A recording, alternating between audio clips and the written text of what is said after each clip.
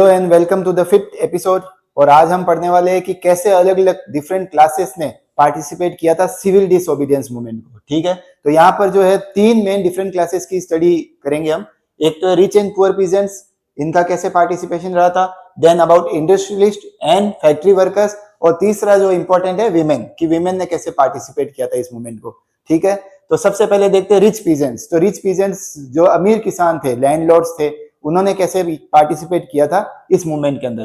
तो यहाँ पर पाटीदार्स ऑफ गुजरात, गुजरात के Patidars and the Jats of UP, इनमें पार्टिसिपेट करने वाले में ये दो क्लासेस मेन थी। ठीक है, और ये क्या थी, ये जो क्लासेस थी ये कैश क्रॉप्स उगाते थे। कैश क्रॉप्स मतलब जैसे कॉटन हो गया और सुगर केन हो गया, जैसे गन्ना होता है सबसे ज्यादा यूपी के अंदर, और कॉटन है। अब इनका रीजन क्या था कांग्रेस के इस आंदोलन से जुड़ने का? तो ये रीजन था इनका the trade depression and revenue rates. एक तो आर्थिक मंदी आ चुकी थी, उसकी वजह से उनका माल नहीं बिक रहा था, और दूसरी तरफ जो ब्रिटिश गवर्नमेंट थी वो उनके रेवेन्यू को बिल्कुल भी कम नहीं कर रही थी, कोई कंसेशन नहीं दे रही थी, इसीलिए ये इस आंदोलन से जुड़ गए। ठीक है, ये they became the enthusiastic supporter of this movement. ये बहुत ही उत्साही सपोर्टर बन गए थे इस मूवमेंट के, बहुत उत्साह से बढ़ चढ़ के इन्होंने इसमें भाग लिया था। और बट हुआ क्या, they were disappointed when the movement was called off. अब आपको पता ही है कि गांधी जी ने इस मूवमेंट को कॉल ऑफ कर लिया था जब गांधी इरविन जी की बैठक हुई थी उसके अंदर। तो यहां पर ये इसीलिए डिसअपॉइंटेड हो गए क्योंकि जिस लड़ाई को ये लड़ रहे थे वो बिना किसी रेवेन्यू रेट के रिवीजन के खत्म हो चुकी थी। गांधी जी ने कॉल ऑफ किया और मूवमेंट खत्म, और इनके रेवेन्यू रेट्स के ऊपर कुछ भी फर्क नहीं पड़ा। न तो ब्रिटिशर्स ने इनका रेवेन्यू कम किया था न कुछ और। तो बस अब जब वापस गांधी जी ने second round table conference join करने के बाद वापस कहा कि हम वापस स्टार्ट कर रहे हैं सिविल डिसओबीडियंस मूवमेंट को, तो दे रिफ्यूज टू पार्टिसिपेट। तो इन्होंने मना कर दिया क्योंकि पहले वाले आंदोलन से इनको कोई फायदा नहीं मिला था। अब पुअर पीजेंट्स का देखते हैं। They were not interested in revenue demands. अच्छा, जो पुअर गरीब किसान थे उनको जो ये रेवेन्यू डिमांड्स है ब्रिटिशर्स की, उनसे कोई मतलब नहीं था। फिर इनको क्या प्रॉब्लम थी, they wanted the रेमिशन of unpaired rent from landlords. अब ये जो अमीर, ये चाहते थे पुअर पीजेंट्स कि हमें ये जो अमीर किसान है वो रेंट में छूट दे। ठीक है, क्यों? क्योंकि मोस्टली जो थे as mostly were of small tenants, क्योंकि बहुत सारे किसान जो थे स्मॉल टेनेंट्स थे, मतलब ये लोग इन बड़े बड़े जमींदारों से जमीन को किराए पे लेके और फसल उगाते थे, और ट्रेड डिप्रेशन की मार इनके ऊपर भी पड़ रही थी। इसीलिए ये लोग चाहते थे कि जो अमीर किसान है, लैंडलॉर्ड्स है, वो इनको किराए में छूट दे, उनकी किराया माफ करे। ठीक है, तो ये तो पॉसिबल होना नहीं था क्योंकि आगे उनको अंग्रेजों को रेवेन्यू देना था, तो ये यहाँ पर गरीब किसानों को कोई फायदा देने वाले नहीं थे। तो अब कांग्रेस के सामने क्या प्रॉब्लम थी, कांग्रेस किसका साथ दे, अमीर वालों का दे या इनका गरीब किसानों का दे? तो कांग्रेस ने यही किया, Congress was unwilling to support them. इन पुअर गरीब किसानों का सपोर्ट नहीं किया था कांग्रेस ने, क्योंकि उनको यही लग रहा था कांग्रेस पार्टी को, एस इट में अपसेट दिस लैंडलॉर्ड्स, क्योंकि जो रिच पीजेंट्स है और जो लैंडलॉर्ड्स है वो कहीं नाराज नहीं हो जाए। ठीक है, तो कांग्रेस ने इनका सपोर्ट नहीं किया। तो ज्यादातर पुअर पीजेंट ने क्या किया, so mostly poor peasant joins the radical movement. इन्होंने रेडिकल मूवमेंट्स को ज्वाइन कर लिया, led by socialist and communalist. तो यहां पर क्या हो रहा था, एक अलग क्लास भी डेवलप हो रही थी सोशलिस्ट लोगों की, और ये सोशलिस्ट क्लास थी रेडिकल्स। मतलब ये जाके क्या करती थी, जमींदारों के ऊपर अटैक कर देती थी और उनके सामान को, सोने को, सबको लूट के, रुपया पैसा सब लूट के वापस आ जाते थे। तो लूटमार वाला सिस्टम था। तो यहाँ पर गरीब किसानों ने ऐसे ग्रुप्स को ज्वाइन कर लिया, रेडिकल्स को, और फिर ये भी वही काम करने लग गए थे। तो अब देखते हैं कि इंडस्ट्रियलिस्ट और फैक्ट्री वर्कर्स ने कैसे पार्टिसिपेट किया था इस मूवमेंट के अंदर। तो सबसे पहले देखते हैं इंडस्ट्रियलिस्ट के बारे में। तो आप जानते ही हो, during the first world war जो इंडियन मर्चेंट्स और बिजनेसमैन थे उन्होंने बहुत अच्छा प्रॉफिट कमाया था, क्योंकि इंपोर्ट वगैरह उस वक्त बंद हो गया था और डिमांड अच्छी बढ़ गई थी। ठीक है, तो उन्होंने बहुत प्रॉफिट कमाया एंड दे बिकेम पावरफुल। अब ये पैसे वाले हो चुके थे इंडस्ट्रियलिस्ट। ठीक है, अब क्या हुआ, जैसे ही वर्ल्ड वॉर खत्म हुआ तो ब्रिटिशर्स का इंपोर्ट वगैरह वापस स्टार्ट हो गया था। तो अब ये डिमांड ये क्या चाहते थे ब्रिटिश गवर्नमेंट से, कि British government to discourage the imports, की जो इंपोर्ट्स है उसको डिस्करेज करो ताकि हमारा प्रॉफिट हम बनाते रह सके, एंड रिफॉर्म द पॉलिसीज। और ये ब्रिटिश गवर्नमेंट की जो पॉलिसीज है जिसकी वजह से उनके बिजनेस को रेस्ट्रिक्शंस हो रहे, बहुत सारे रेस्ट्रिक्शंस था ब्रिटिश गवर्नमेंट का, तो वो सब कुछ ये चाहते थे कि ब्रिटिश सरकार हटाए। तो इनका दो ही डिमांड थी कि एक तो डिस्करेज करे इंपोर्ट्स को, और दूसरा ये ऐसी पॉलिसीज ना बनाए जिसकी वजह से कोई बिजनेस करने में दिक्कत हो। ठीक है, अब कांग्रेस जो है ब्रिटिशर्स का विरोध कर रही है, तो इन्होंने ज्वाइन कर लिया कांग्रेस को। तो इन्होंने अपने खुद के ऑर्गेनाइजेशंस भी बनाए, जिसमें 2 ऑर्गेनाइजेशन इंपॉर्टेंट है। एक का तो नाम है Indian industrial and commercial Congress, जो 1920 के अंदर बना था, और दूसरा FICCI, federation of the Indian chamber of commerce and industries, जो ये 1927 में बना था। तो ये फिक्की है एक, और एक ये 2 इन्होंने ऑर्गेनाइजेशन पहले ही बना चुके थे। अब बड़े जो बिजनेसमैन थे उस वक्त, जैसे जीडी बिरला है, पुरुषोत्तम ठाकुरदास जी है, इन्होंने क्या किया, कांग्रेस को पूरी तरीके से सपोर्ट किया। कांग्रेस को इन्होंने फाइनेंशियल हेल्प दी, और साथ ही साथ जितने भी फॉरेन गुड्स का इंपोर्ट है, बाइंग है, सेलिंग है, इन सबको डिस्करेज किया, बॉयकॉट किया। ठीक है, बट इनके लिए स्वराज का मतलब क्या था? Swaraj for this businessman were no colonial restriction on business, मतलब हमारे बिजनेस के ऊपर कोई भी ब्रिटिश सरकार का रेस्ट्रिक्शन नहीं होना चाहिए। पर जैसे कि आप जानते हो, वही राउंड टेबल कॉन्फ्रेंस जिसमें गांधी जी गए थे और वो फेल हो गई, तो उसके बाद में ये लोग वरीड हो गए, इनको बहुत ज्यादा चिंता हो रही थी। क्यों? एक तो यही लग रहा था कि जो मिलिटेंट एक्टिविटीज ज्यादा होगी, ब्रिटिशर्स भी रिप्रेस करेंगे, and prolong disruption of business, और क्या पता ये आंदोलन अब कितना लंबा चले और जो बिजनेस है वो अच्छे से हम नहीं कर पाएंगे। ठीक है, अब आते हैं फैक्ट्री वर्कर्स। तो यहाँ पे भी वही स्थिति थी, कांग्रेस ने जैसे रिच पीजेंट्स का साथ दिया और पुअर पीजेंट्स का नहीं दिया, तो फैक्ट्री वर्कर्स के साथ भी यही हो रहा था। They did not participated. अब जब कांग्रेस ने इन इंडस्ट्रियलिस्ट का साथ ले लिया, तो फैक्ट्री वर्कर्स ने इनको साथ नहीं दिया था। तो सिर्फ एक्सेप्ट इन नागपुर, नागपुर के अलावा बाकी जगह कहीं पे भी फैक्ट्री वर्कर्स ने पार्टिसिपेट नहीं किया। But adopted some ideas of Gandhi and programme, पर इन फैक्ट्री वर्कर्स ने गांधी जी के जो प्रोग्राम्स है उनके कुछ आइडियाज ले लिए। जैसे क्या क्या आइडिया लिया उन्होंने? एक तो boycott of foreign goods, foreign goods का अच्छे से उन्होंने बहिष्कार किया था। देन अच्छा, इन्होंने जो गांधी जी की मूवमेंट है वो अपने जो प्रॉब्लम्स है उसके लिए लगा दी। कैसे? जैसे इनको लो वेजेस मिल रहे थे, बहुत कम सैलरी मिलती थी, एंड इनकी वर्किंग कंडीशंस बहुत पुअर थी, तो इन्होंने अपना आंदोलन इसके खिलाफ ही स्टार्ट कर दिया। तो they started the movement against low wages and poor working conditions. तो इनडायरेक्टली ये बिजनेसमैन के खिलाफ हो गया था ये मूवमेंट। तो ठीक है, तो वही बात हो गई कि कांग्रेस ने इसको सपोर्ट नहीं किया। अच्छा, इसके अलावा स्ट्राइक्स भी हुई थी। तो स्ट्राइक्स हुई थी रेलवे वर्कर्स की 1930 के अंदर, और जो डॉक वर्कर्स मतलब जो शिपयार्ड पे काम करते हैं, उनकी स्ट्राइक हुई थी 1932 के अंदर। पर वही बात थी, कांग्रेस ने इनको सपोर्ट नहीं किया था, क्योंकि उसको वही डर था कि जो इंडस्ट्रियलिस्ट और बिजनेसमैन जो हमें पैसा दे रहे, फिर वो नाराज हो गए तो हमें फंड्स कौन देगा। ठीक है, अब तीसरा अपन देखेंगे विमेन का पार्टिसिपेशन कैसा रहा था। तो during Gandhi ji salt march, जब गांधी जी ने दांडी मार्च किया था, तो thousands of women came out of their homes to listen him. बहुत सारी, हजारों में वीमेन जो है अपने घरों से बाहर निकली थी और गांधी जी को जाके सुनती थी। ठीक है, अब इसका सिर्फ सुनना ही नहीं था उनका, they participated in the protest also, demonstration, protest, जो विरोध प्रदर्शन हो रहे थे उन सब में वीमेन ने पार्टिसिपेट किया। मैन्युफैक्चर्ड सॉल्ट, गांधी जी के साथ जाके उन्होंने वहां पे नमक का भी प्रोडक्शन किया, एंड पिकेटेड लिक्वर शॉप्स जो थी उनको पिकेट किया, मतलब उनके सामने रास्ता रोक के पूरा धरना प्रदर्शन किया। उसके साथ साथ में बॉयकॉट किया फॉरेन क्लोथ्स को। ये सब कुछ वीमेन ने किया था, मतलब एक्टिव पार्टिसिपेशन किया था। Many also went to jail, even jail भी गए थे काफी सारी वीमेन तो, और वो भी सिर्फ जो लोअर कास्ट या फिर गरीब की घर से नहीं, from high rich class families in the cities, urban areas के अंदर जो हाई रिच क्लास फैमिली है उनकी औरतें गई थी जेल, और जो गांवों के अंदर जो लैंडलॉर्ड्स और रिच पीजेंट हाउसहोल्ड्स उनके घर से जो औरतें थी वो जेल में गई थी। ठीक है, हम कि विमेन का एक बहुत ही एक्टिव पार्टिसिपेशन रहा है। They began to see this movement as a sacred duty, मतलब ये इस मूवमेंट को बहुत पवित्र ड्यूटी समझते थे अपने।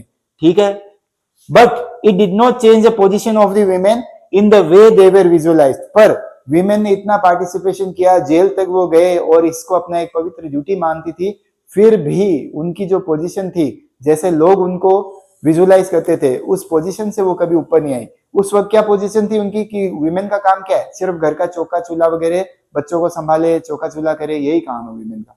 तो यही उनका नजरिया लोगों का बाद में भी यही रहा था। ठीक है, इवन जो कांग्रेस पार्टी है, they only wanted their symbolic presence, वो सिर्फ अपने साथ उसका सिंबलिक प्रेजेंस चाहती थी। मतलब ठीक है, जब भी हम कोई आंदोलन करें या कोई धरना प्रदर्शन करें तो विमेन हमारे साथ आ जाए। ठीक है, but reluctant to give any position in the party, पर पार्टी में कोई भी पोजीशन देना नहीं चाहते थे। मतलब कि Gandhi ji himself was convinced, Gandhi ji खुद इस बात पे कन्विंस थे कि क्या, that it was the duty of the women to look after home and hearth. मतलब गांधी जी यही चाहते थे कि भाई विमेन जो है वो सिर्फ घर की देखभाल करे और जो चूल्हा है उसका काम संभाले, be good mothers and good wifes, ये सब, एक अच्छी पत्नी एक अच्छी माँ बन के रहे विमेन, बस यही रोल है विमेन का। पार्टी वगैरह में उनका कोई रोल नहीं है। तो ये एक बहुत इंपॉर्टेंट टॉपिक है और कई बार इससे क्वेश्चन पूछा जाता है कि what was the participation of women, how was the participation of women in the. तो अब देखते हैं लिमिट्स ऑफ सिविल डिसओबीडियंस। मतलब ऐसी कौन सी दो क्लासेस थी जिन्होंने पार्टिसिपेट नहीं किया था सिविल डिसओबीडियंस मूवमेंट के अंदर। तो उनमें से एक तो थे अनटचेबल्स और दूसरे थे मुस्लिम्स। तो अब जानते हैं इनकी कहानी कि इन्होंने पार्टिसिपेट क्यों नहीं किया।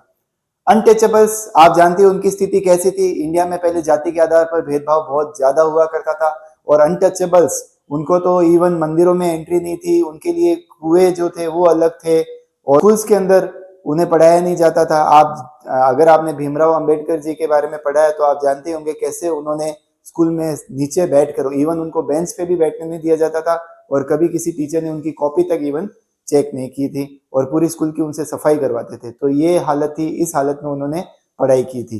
तो अब देखते हैं ये क्या हो रहा था, क्यों इन्होंने पार्टिसिपेट नहीं किया था। कांग्रेस ने दलित्स को इग्नोर किया due to the fear of offending high caste Hindus.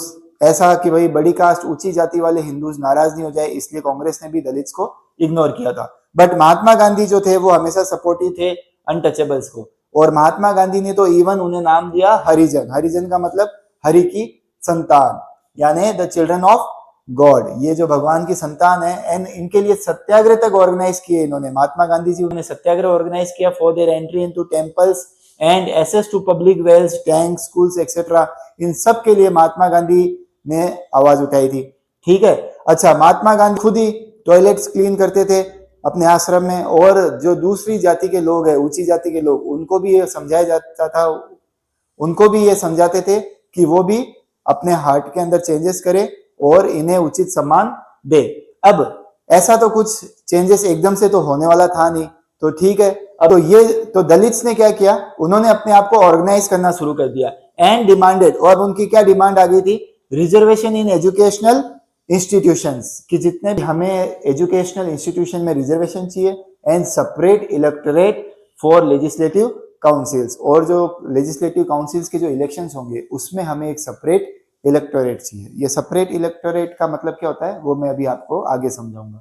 इसलिए दलित्स का पार्टिसिपेशन जो था वो सिविल डिसओबीडियंस मूवमेंट के अंदर लिमिटेड रहा था। अब इसके अंदर एक और टॉपिक आता है, तो पूना पैक्ट कब हुआ था, सितंबर 1932 के अंदर हुआ था, जो डॉक्टर भीमराव अंबेडकर और गांधी जी के बीच में हुआ था। तो क्या है ये पूना पैक्ट, तो डॉक्टर भीमराव अंबेडकर ने अपनी एक पार्टी बनाई जिसका नाम था डिप्रेस्ड क्लासेस एसोसिएशन। ये पार्टी बनाई उन्होंने 1930 के अंदर and demanded separate electorates for the Dalits, और यहाँ पर इन्होंने सेपरेट इलेक्टोरेट की मांग कर दी, वो भी कहां पर, सेकेंड राउंड टेबल कॉन्फ्रेंस जो लंदन में हुई थी, वहां पे ब्रिटिशर्स के सामने इन्होंने अपनी ये डिमांड रख दी कि हमें तो सेपरेट इलेक्टोरेट ही चाहिए।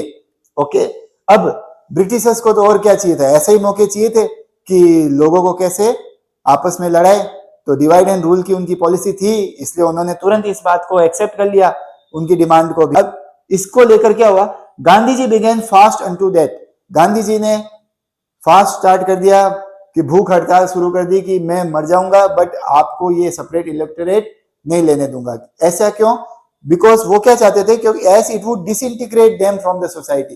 गांधी जी का कहना था कि अगर ये सेपरेट इलेक्टोरेट मिल गए दलित्स को तो ये हमारी सोसाइटी में कभी भी मेन स्ट्रीम में नहीं जुड़ पाएंगे, ये हमेशा अलग ही रह जाएंगे इस सोसाइटी से।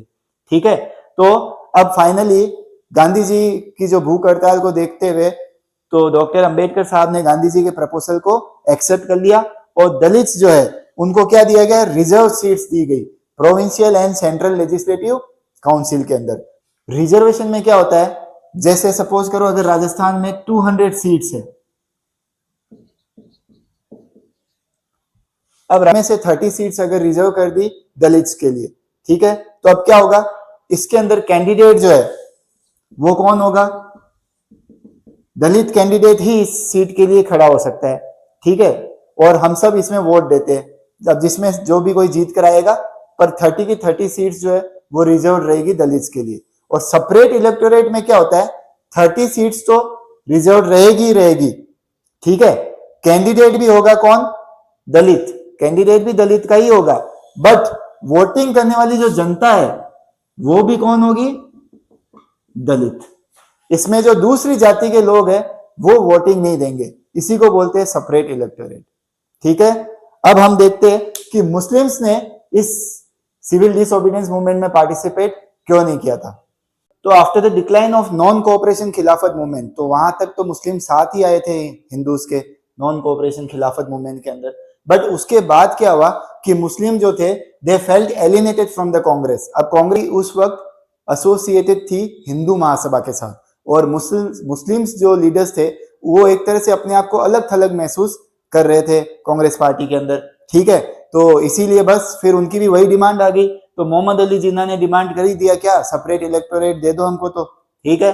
अब बहुत सारे मुस्लिम लीडर्स और इंटेलेक्चुअल्स को क्या डर था, दैट उनकी जो कल्चर है और आइडेंटिटी है वो एक हिंदू डोमिनेंट कंट्री के अंदर दब के रह जाएगी। उनको के रूप में क्या पता हमें, माइनॉरिटी के रूप में क्या पता हमें अधिकार मिले या ना मिले, ठीक है। अब to give up the demand of separate electorates, अच्छा अब इनकी फिर भी बातचीत तो चली रही थी कांग्रेस के साथ में, तो यहाँ पर इन्होंने अपनी ये मांग रखी कि चलो हम सेपरेट इलेक्टोरेट की डिमांड छोड़ देंगे, बट इसके लिए आपको हमें क्या देना पड़ेगा, एक तो रिजर्व सीट देनी पड़ेगी सेंट्रल असेंबलीज के अंदर। तो उनकी डिमांड थी सेंट्रल असेंबली में रिजर्व सीट चाहिए, और दूसरा representation in proportion to population in Muslim dominant areas, जहां जहां मुस्लिम पॉपुलेशन ज्यादा है वहां पर उनको उतना ही ज्यादा रिप्रेजेंटेशन चाहिए था। तो ये बात जो सबके लिए एक समझो, इन सब के लिए एक कॉन्फ्रेंस बुलाई गई जो ऑल पार्टी कॉन्फ्रेंस हुई थी 1928 के अंदर। वहां पर ये जो डिमांड है वो बिल्कुल सिरे से रिजेक्ट कर दी गई थी। It was opposed by Mr Jayakar of Hindu Mahasabha.